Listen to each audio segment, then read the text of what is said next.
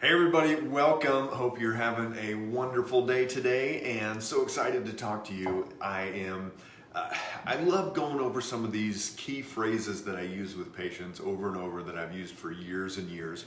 And one of the key ones that I look at is you cannot out-exercise poor diet.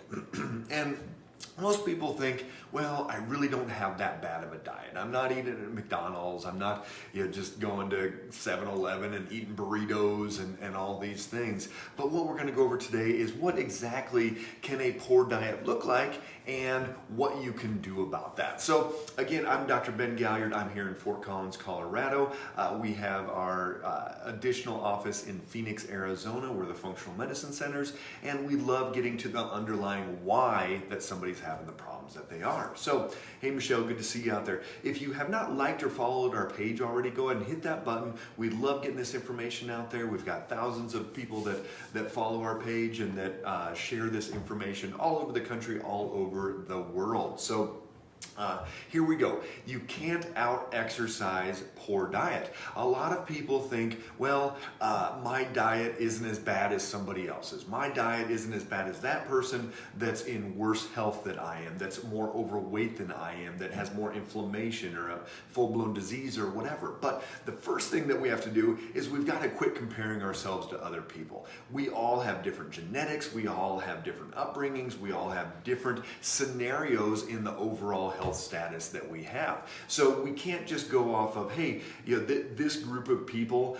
that are eating a certain way are better off than I am, even though I'm eating better than them. You can't look at it that way. So what does you can't out-exercise poor diet mean? Well, I have some people coming in, they're working out 5, 6, 7, 8 days a week. Well, there's really only 7 days a week, but it feels like they're working out 8 days a week. So it's not a matter of you've got to exercise more.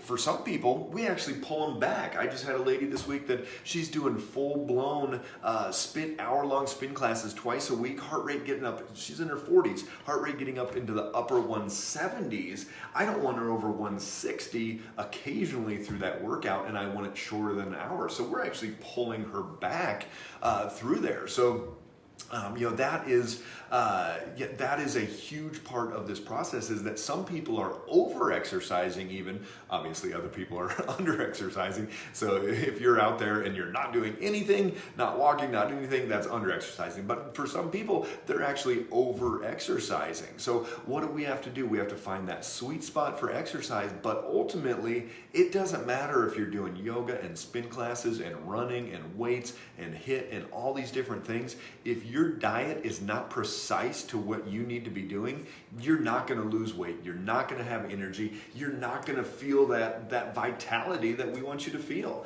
And we see this all the time. Yesterday, I had an 18-year-old, a 31-year-old, and a 57-year-old in the office as a new patient visit. And that's what we see. Age doesn't matter anymore. It doesn't matter, oh, I'm 70, now I'm going to be tired, or oh, I hit 40, now I'm going to be tired. We see teenagers and 20-something-year-olds all the time that are having these issues. So what constitutes a poor diet? Poor diet is something that is not doing well for your body. So for one person, I always use this as the example, one person, sweet potato might be worse than white potato. So you're like, oh my gosh, well, I love sweet potato. Everybody tells me to eat sweet potato, all these things. But that's the problem, is that sweet potato for some people can make their blood sugar spike up. They can get more inflammation from it, even worse than white potato. Some people can eat a banana and their blood sugar is totally fine, where other people, blueberries, make it go really, really high. So it all depends on that person, all depends on you as that individual. And that's the important part of functional medicine, but also of getting your body as healthy as you possibly can. You've got to take that step back and you've got to figure out individualized what you need. In my blood sugar book, you can grab that on Amazon, Blood Sugar Doesn't Lie.